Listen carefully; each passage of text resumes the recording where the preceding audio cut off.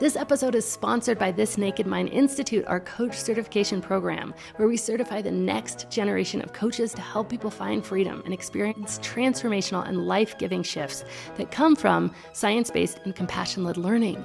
These coaches are empowered with world-class trainings, industry-leading tools and resources, and the most recent scientific studies to help others learn how to create real, rich, raw, and authentic lives free from alcohol. So if you're at the point in your own personal journey where you really want to help others and pay it forward, to give what you've been given and help others find freedom, joy, and ultimate happiness, then I invite you to apply for the next class of This Naked Mind Institute and join our incredibly coaching community at thisnakedmindinstitute.com. Well, hello and welcome to another edition of Coaching Questions. I am Scott Pinyard, the head coach of This Naked Mind, and I am joined this week by one of our incredible coaches, Karolina. How are you doing today? Scott, I'm doing great. I'm super excited to be on the show today. I think we're going to have a fun time. I think so too. So Karolina, you specialize in younger gray area drinkers, navigating socializing and working through what an alcohol-free lifestyle could mean for their life and achieving their biggest dreams. I'd like you to just sort of expand on that a little bit, and then we can get into some questions. Yeah, that really does sum it up. But, right now I'm currently 34 and I stitched alcohol when I was 30, which I mean is young-ish, right? By all accounts, I think when it comes to an alcohol-free lifestyle. And, I still had the tired mornings, the Monday mornings, the restlessness, just the crazy loop of alcohol for an entire decade plus. But I just got so sick of it. And I really felt so stuck in life, super unfulfilled with what I was doing at that point with my career and just kind of snoozing on a lot of my life goals that I had when I was a child. And so when I changed my relationship with alcohol, not only did I have to do it at a point in my life when I was still quite young and navigating the social scene and things like that. I'm a huge introvert. So, recognizing how I can socialize even more confidently without alcohol was a big lesson for me. Mm-hmm. But at the same time, it really opened the doors to those someday goals that I had kind of put on the back burner when I turned into an adult, and gave me all of the confidence and motivation I needed to go after them. And that's now what I really care about the most is it's not about a drink or a beverage at the end of the day. It's about living your life completely alive and going after what you want the most, right? And I think removing alcohol from your life really gives you the space and the courage and the motivation and the confidence to do all that. Personally, I wrote a book, I launched my business, I became a certified coach. And so it's just opened the door to everything I always wanted, but didn't believe was possible for me. It's interesting. I thought I was young when I quit drinking, right? I quit drinking when I was 35. And when I say I thought I was young, it's just compared to my other friends. I did everything first, right? Like I got married first, I had a baby first, I got divorced first, I quit drinking first. But I'm seeing more and more people at younger ages really starting to question, is this working for me? Right. And it might be that it might not be that they're in a position where it's caused like massive issues in their life, other than issues just with their day-to-day experience. And that's something that the people that, kind of jumps out at me about the work that you do is working with these people in their 30s, and helping people before they go even farther down that road. So when someone comes to you, like, where do you normally see people at in their journey when you start working with them? Absolutely. And I think what's the behind this? It's like this heightened consciousness that we have either in the time of our lives or in this year or whatever it looks like. It's this heightened consciousness where, people really do value wellness and consciousness and mindfulness. And these topics are starting to become very mainstream for people. And there's this incongruity, right? When you value those kinds of things, and yet alcohol doesn't allow you to show up like that.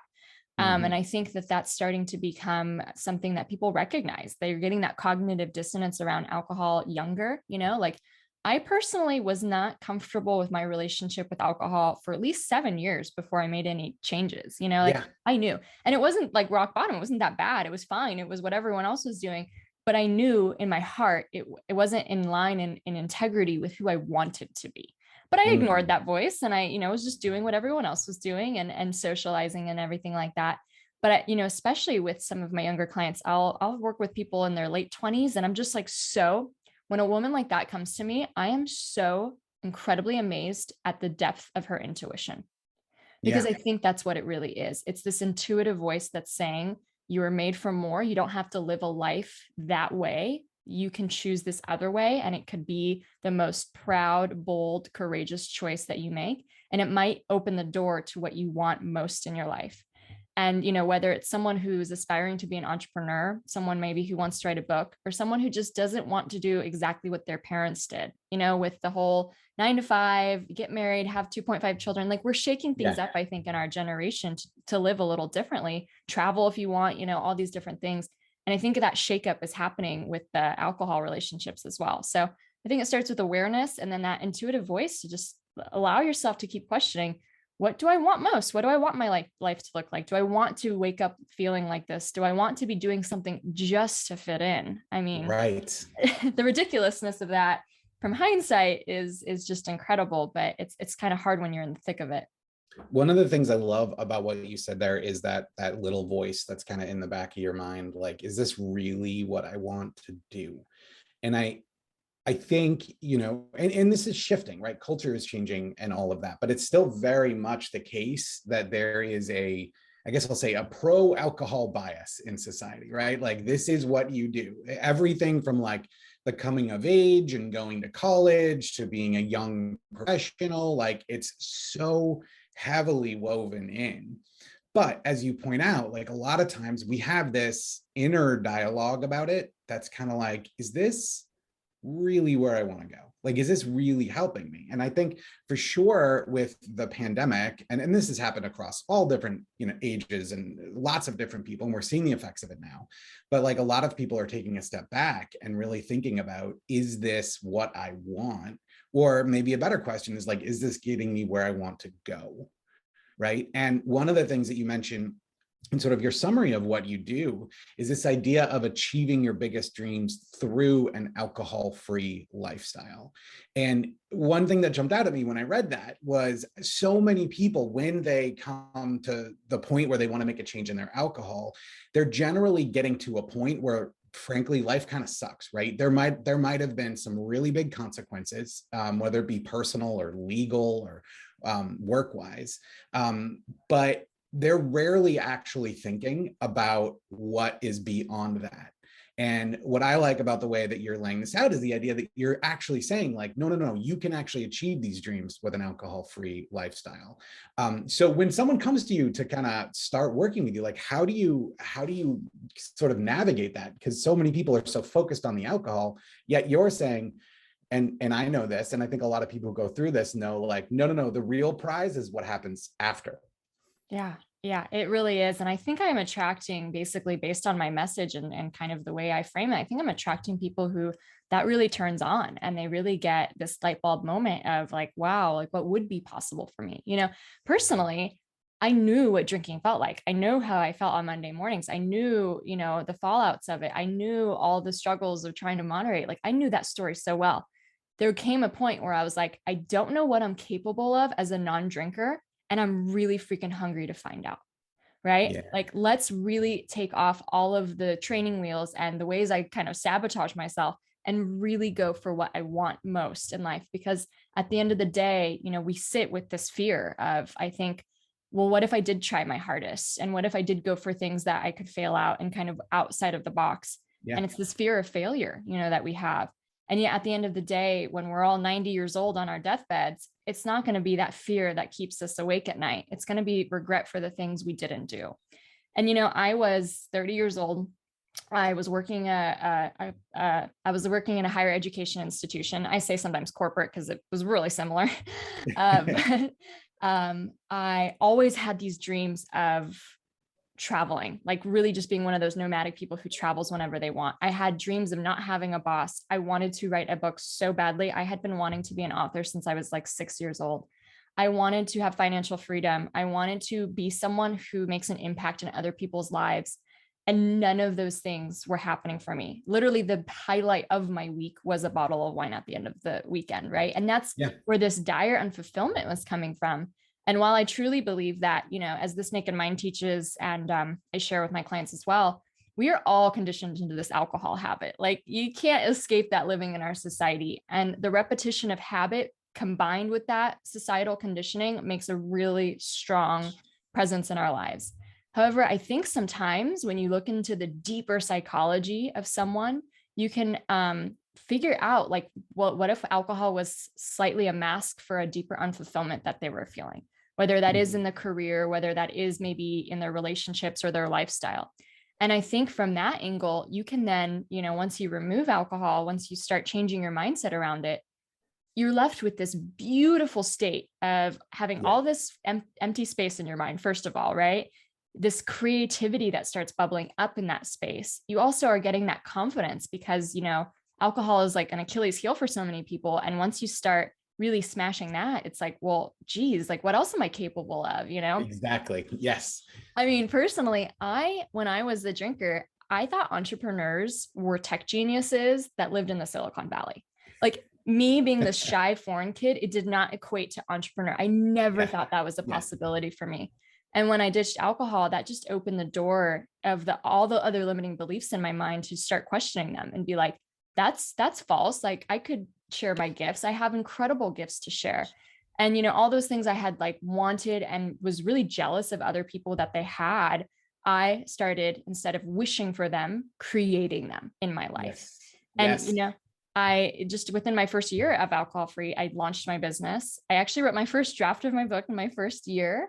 I quit my job eventually, and then I started traveling. Like, I did everything I wanted to do. And now I have even bigger dreams, and I'm not an anomaly, like you know this very well. Mm-hmm. This is a very common story for many, many people, because like at the end of the day, it's not a glass of wine that we want. Like, we want fulfillment. We want meaning in our lives. We want purpose, and we want to feel like we matter and that we're showing up for our legacies and the impact we can make. And so I think it just opens so many doors to just so many new passions, so many new even beliefs that this is actually possible for me. Your self-worth, your self-esteem goes up when you change your relationship with alcohol. And even allowing yourself to just dream, because you have a different state of mind to see possibilities instead of limitations. I love all of that. And you said something there, it's not a glass of wine that's going to fulfill you. I want to go back to the very beginning of this journey when you work with people. Because as we already kind of pointed out, like, generally people earlier on, younger people, tend to have not really run into some of the really big roadblocks that makes people question. So I'm curious, right, when you work with your clients, what are some of the things that they see, or what are some of the things that you see for someone who is younger, who might be questioning this? Like, how do they know if this is a thread they should pull, right, or a path they should follow?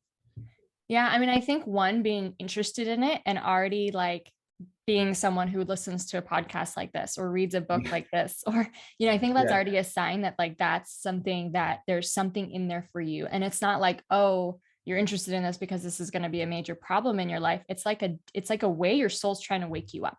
I think we like in most cases, whether it's through alcohol or not, with just the repetitiveness of life, we kind of fall asleep at the wheel. We kind of get into these routines and we kind of settle, and we kind of just live these lives based on getting by. And I think life comes to wake us up. And sometimes those can be those really tragic, heartbreaking kind of things that happen in your life, but sometimes they're just these gentle nudges from the universe, right? And so I think when someone starts, really questioning and starting to work with me, for one, when I work with a client, the first time I meet them or something, I just see this gift to them. Like, I just see this burning potential in them. And I start to gauge like what their interests are and what they care about and, what really matters to them. Sometimes it starts even by asking like, well, what social causes pull at your strings, like just really getting a sense of what they care about.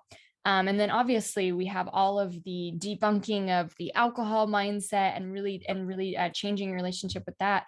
But towards the end of my programs, I always guide people to this discovery framework to really discover what are their deeper desires. And either sometimes someone already knows, like personally, I always knew I wanted to write a book. Like that was always on the forefront of my mind. In fact, I had these New Year's resolutions, Scott, every year in my 20s. I had a New Year's resolution that I would write more that year. And every year I never got more than a paragraph every single year. And it was heartbreaking because I was like, you know what? This is never going to happen for me. I'm just not born to be a writer. I should just give up. Like that's seriously how I thought about it. And literally the first year I went alcohol free, I wrote an entire draft of 65,000 words, like it just happened. But when my clients start to discover, I'll offer them sometimes different quizzes, different questions. For example, one really good one is like, who are you jealous of? Who in your life are you jealous of? And often jealousy is helping us point to something we inherently desire or that we wish we were doing. So maybe there's that friend from high school who became a public speaker and you're like, why her? She was pretty dumb. Like what's going on with that, But that can be a clue that maybe you have a message inside of you that you wish you were sharing with the world. So after all the alcohol, mindset's been transformed, I really work with my clients about one, discovering what that deeper passion might be, and then giving them the tools and the framework to start taking those baby steps towards it. And if someone already knows, like I said, then really getting the implementation activities really going and rolling. And I mean, they are just so thrilled. It's like the thrill you get from doing a new endeavor like that, whatever it is, any new project, any new place where you are a creator, you are a builder, like that's the high we're all looking for in alcohol, right? Only this high actually like fulfills you and yet and also makes this ripple effect because you're affecting so many other individuals on this planet with your message or your business or your project or whatever it is. So it is just such a huge difference of how we go about finding contentment and happiness in our lives. One thing that really stands out to me about what you said there is this idea of potential, right? And I think back to my own journey. And I can remember being, right out of college, so like 23, 24, but also when I was 30 and starting to get to the point where I was questioning it. I think one thing that stands out to me is feeling like maybe maybe not wanting to admit it, but feeling like maybe alcohol is standing between me and where I want to go, and I think it's a interesting time, in your 20s and 30s, because you're like figuring things out and like, being a grown up, quote unquote, right? But like, there's so much ahead of you. And I love the idea of focusing on that passion about like, where can I go, right? And is this something that's holding me back? Another question that I get a lot from people, especially younger people, when it comes to this, is the question of socializing. So I mentioned earlier, right, we are like so deeply steeped culturally in alcohol that this can feel almost impossible. So how do you work with your clients around this? Like, how do you help them kind of discover ways to do this and be comfortable doing this, without alcohol? Yeah, and that's a really great question. And I'll just share a little background about me that I'm very much an introvert and I grew up really shy. So when I first started drinking, alcohol was like this magical elixir that turned me into an extrovert, like I used it to feel more confident when I was socializing. And I did that for the entire decade of my 20s. I felt like I literally felt so insecure in an event until I got like my first glass of alcohol or wine or whatever it was. And I didn't realize, obviously these beliefs are so innocuous. Like, I mean, one, there's two kind of factors. One, there's that like, okay, social anxiety, or, you just get more courageous, or it just kind of smooths over the rough edges. So you get that kind of boost of confidence from alcohol. And then there's the expectation, and that's what we all do, right? So it's kind of twofold. But for me, like I totally outsourced my confidence and sociability to alcohol. And what I didn't realize at the time, that obviously I've done a lot of introspection around, is that every time I reached for a drink at a party, I was literally telling my subconscious, you are not enough. You are not interesting. You are not likable. Nobody wants to talk to you unless you have this chemical flowing through your veins. And it actually was deteriorating my confidence and my self-esteem. And to tell you the truth, I wasn't that confident. I was so insecure all night. I was like, do I have wine teeth? Did they notice I went for a third? Like, did I say something like out of character? Like the monkey mind was going crazy. And so personally, like I had to learn to really debunk that idea that I could be myself authentically as I am. And that is going to be the most confident version of me. And I had to practice it. Like it was a little awkward my first few times.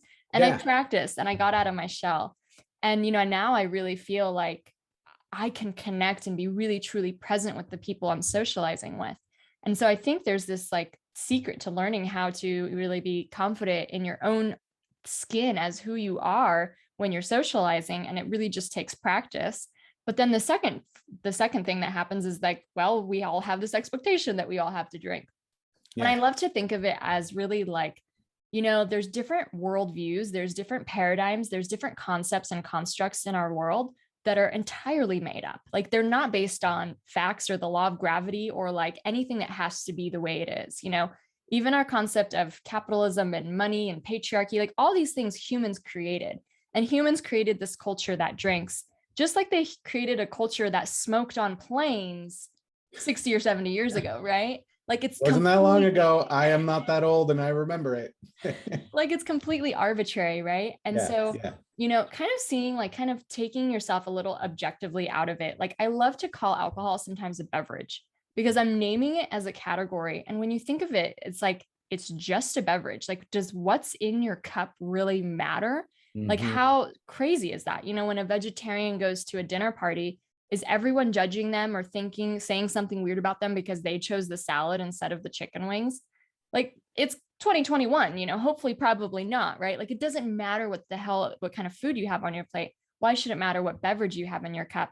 And a thing that I really love to tell my clients is that there's this one study or statistic survey that went out that shared that around 52% of Americans wish that they drank less or not at all.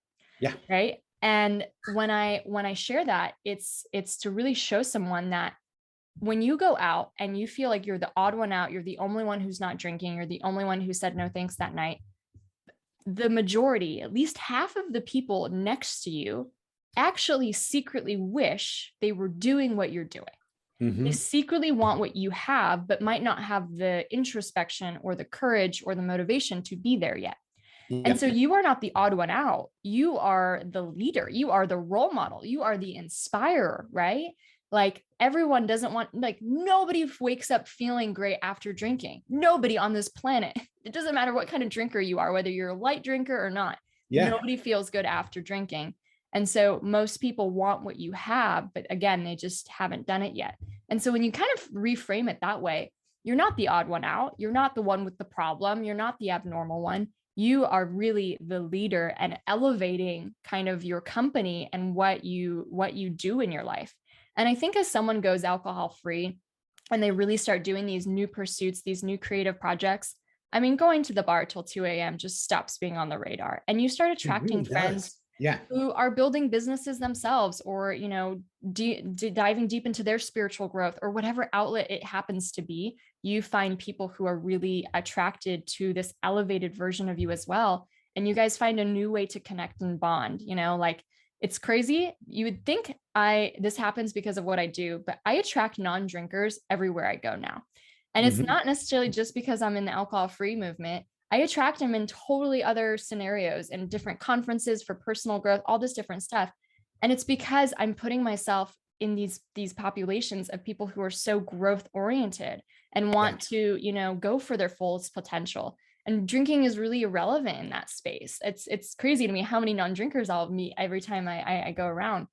And I think that's what really can happen with someone's social life. Like one, you might be the one who inspires all your friends. And I think that was definitely true for me. You know, not necessarily everyone quit drinking just because I did, but it definitely became something on their consciousness and they might've started drinking less. Some of them did actually, you know, take breaks or go alcohol free themselves.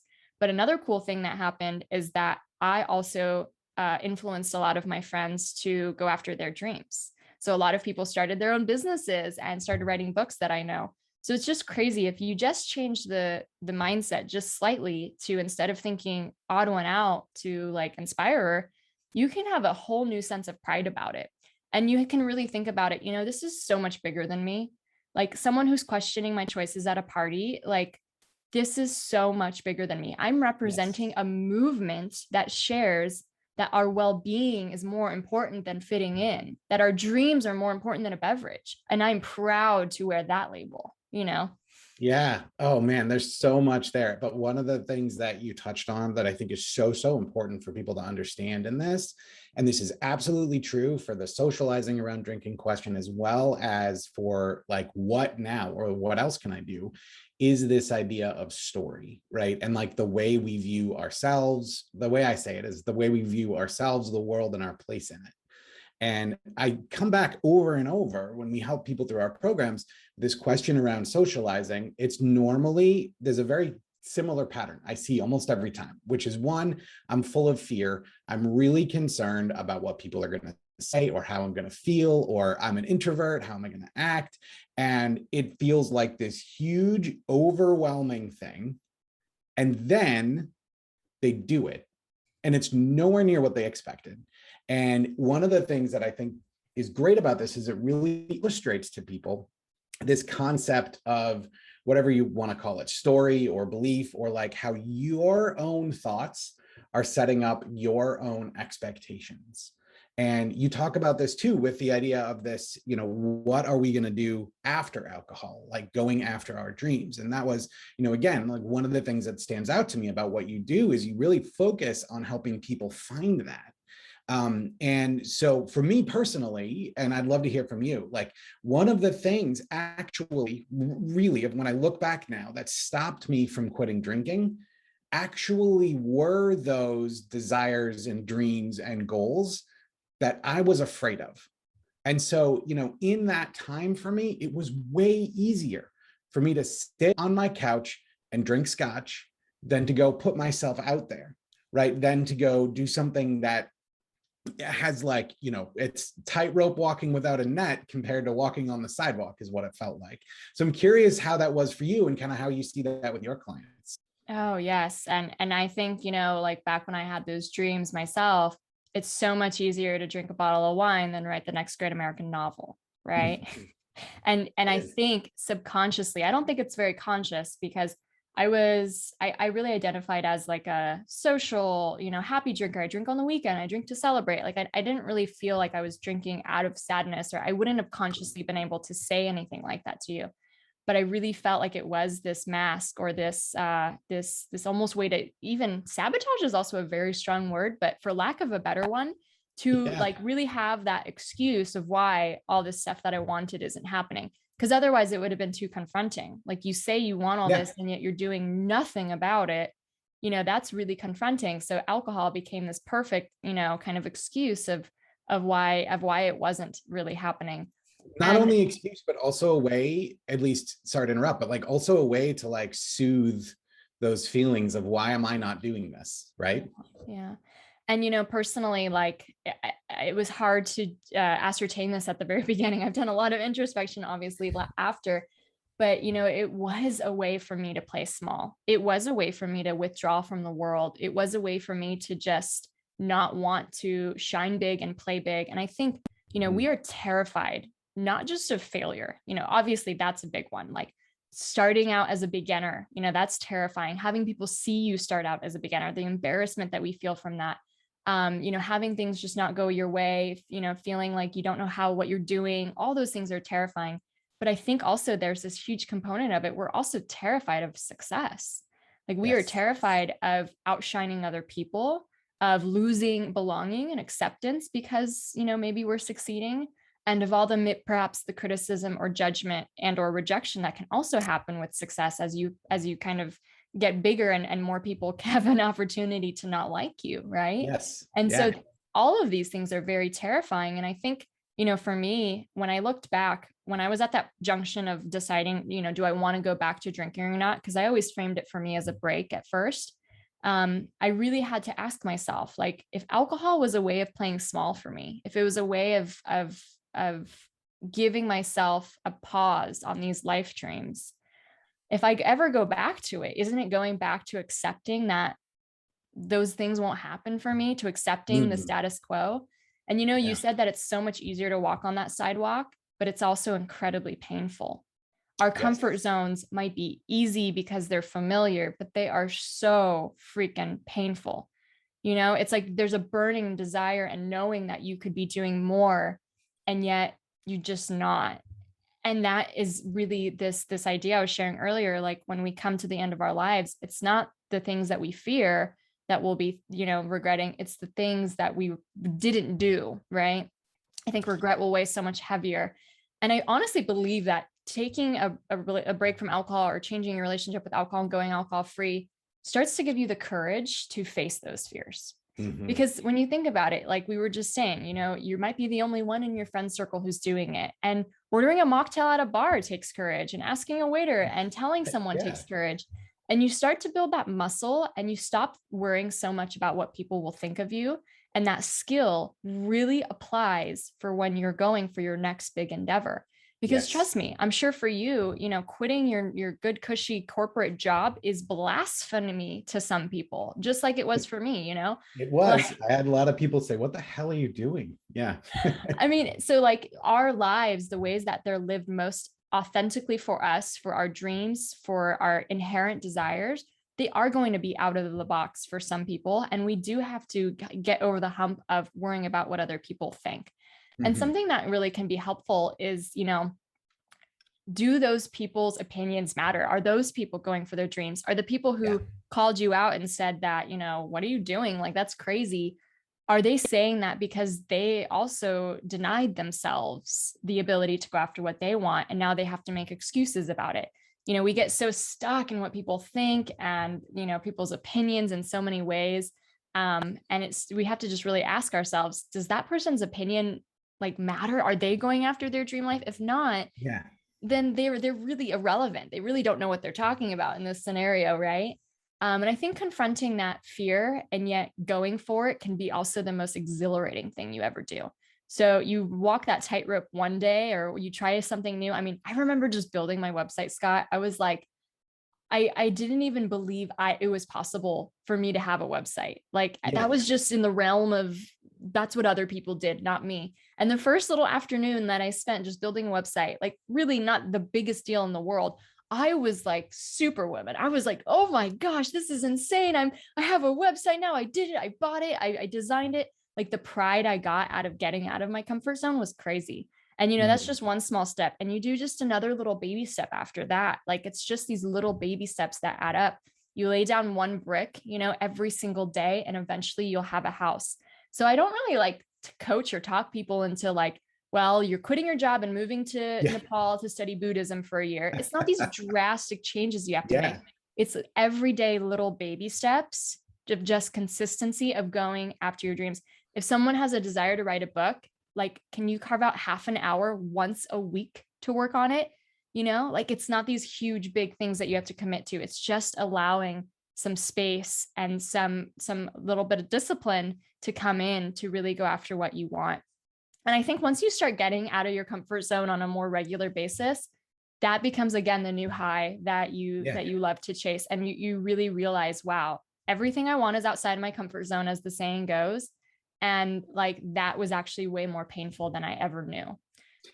It's all about momentum, right? It's all about these small steps. And like that was one of the things for me with that fear of like, I love the example of moving to Nepal. Like, I'm like, oh man, if I quit drinking now, I've got all of these things in between where I am and where I want to be. And so that means that first I quit drinking, and then like I just blow up my life and start over. But what I hear you saying, which is absolutely the case, that's the way it was for me, it's the way I've seen lots of other people, is that it's not really about this idea of getting rid of alcohol and then blowing up your life. It's about getting rid of alcohol and then using that space to take one step, you know, just one step. And you know what? There's a very good chance you could be completely wrong about what you think you want to do. You know, I spent a lot of time thinking I wanted to be a teacher. I was an engineer, but I was thinking I wanted to be a teacher.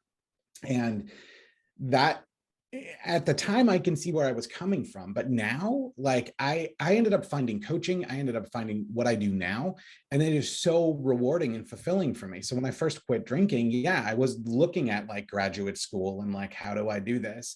But then because I was spending that time, because I was taking that one step, I actually started to further define for myself what that might even be. And I just think that's so key, this idea that like, it is not about like the entire journey up front. It's about like, what are you doing with that time, and what are you doing with that energy that you're saving around alcohol? I think you encapsulated that really well. We need to wrap up, but before we do, I have a curveball question for you. But before I ask that, I heard you wrote a book. Is this true? Yes. So I'm so excited. My book is called Euphoric: Ditch Alcohol and Gain a Happier, More Confident You. And it's on bookshelves as we speak. This book really started when I went alcohol free my first year. And I really wanted to write a book for the mainstream because, when I first started Googling things and just looking into my relationship with alcohol, I found those books about rock bottom. I found those really heavy drinking stories. And I just didn't want to be typecasted like that. And it didn't help me very much. And so this book is really for the casual drinker, the social drinker who's starting to feel like it's not aligned with their life anymore. And basically it paints this picture of why taking a break from alcohol or going alcohol free is so amazing. And I divide it into body, mind, and soul. And so obviously you get all the incredible health benefits. I mean, personally, my cholesterol dropped 51 points. And I think that's an often unknown result of ditching alcohol is these incredible health markers really, really improve.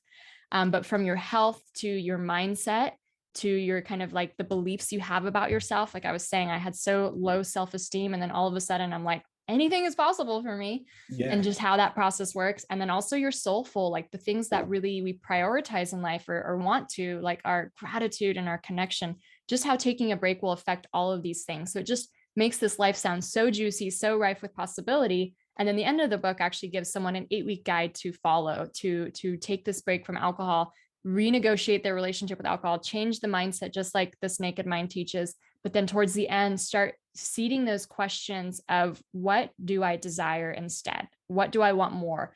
What I really feel is the next kind of chapter for me, and starting to really give someone like those really great exploratory questions to get there.